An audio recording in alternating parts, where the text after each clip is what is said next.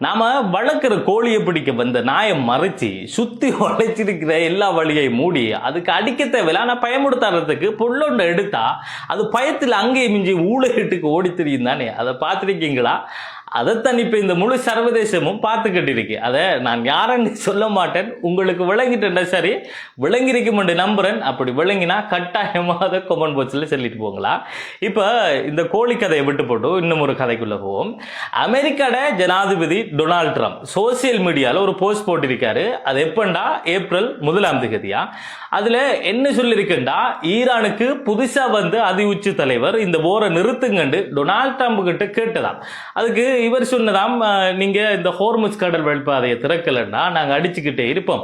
அதோட உங்களோட இந்த மனித இனத்திட ஆரம்ப காலமான இந்த கற்காலம் என்று சொல்லுவாங்களே, அந்த ஒரு காலத்துக்கு நாங்க உங்களை கொண்டு போய் விட்டுருவோம் என்று ஓன் பண்ணினதாம்.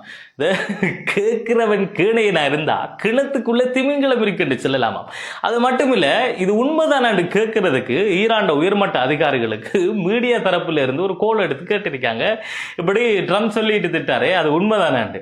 அதுக்கு ஈரான் அதிகாரி முதல் என்ன செஞ்சிருக்காருண்டா, சத்தமா சிரிச்சிருக்காரு. அந்த மனுஷன் சிரிச்சு போட்டு என்ன சொல்லியிருக்காருண்டா, அவரை மனசில் நினைக்கிறதையெல்லாம் பேசிக்கிட்டு இதான் இங்க நடக்குதுன்னு மக்களை நம்ப வைக்கிறதுக்காண்டி ட்ரை பண்ணிட்டு திட்டாரு. நீங்க அவரை கணக்கடிக்காதீங்கன்னு சொல்லியிருக்காரு.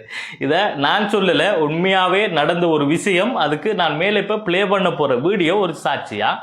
உண்மையாவே ட்ரம்ப் சொல்ற மாதிரி போரை நிறுத்தணும் என்கிற ஒரு அச்சத்துல ஈரான் உயர் அதிகாரிகள் இருந்தா அப்படி சிரிப்பாங்களா? சிரிச்சா என்ன அர்த்தம்? அவங்க அடி சரி அமெரிக்காவுக்கு விழுந்துகிட்டு இருக்குங்கிறது தானே அர்த்தம். அடுத்ததா இன்னமும் கொஞ்சம் விளக்கத்தை சொல்லி இருக்காங்க. இதுவரைக்கும் நாங்க அமெரிக்காவோட போரை நிப்பாட்டணுங்கிற சம்பந்தமா எந்த பேச்சுவார்த்தையும் நடத்தல. இன்டிரெக்டான அந்த தகவல் பரிமாற்றம் மட்டும்தான் எங்களுக்குள்ள இப்ப நடந்துகிட்டு இருக்கு. அது எப்படியான தகவல் பரிமாற்றம்னா, நீங்க எங்களோட பவர் பிளான்ட் அடிச்சா நாங்க உங்களோட பவர் பிளான்ட் அடிப்போம். நீங்க எங்களோட யூனிவர்சிட்டி அடிச்சீங்கன்னா கல்ஃப் கண்ட்ரியில் இருக்கிற உங்களோட அமெரிக்க யூனிவர்சிட்டி எல்லாத்தையுமே அடிச்சு தரமட்டமாக்குவோம். இப்படியான தகவல் பரிமாற்றம் மட்டும்தான் எங்களுக்குள்ள நடந்துகிட்டு இருக்கு.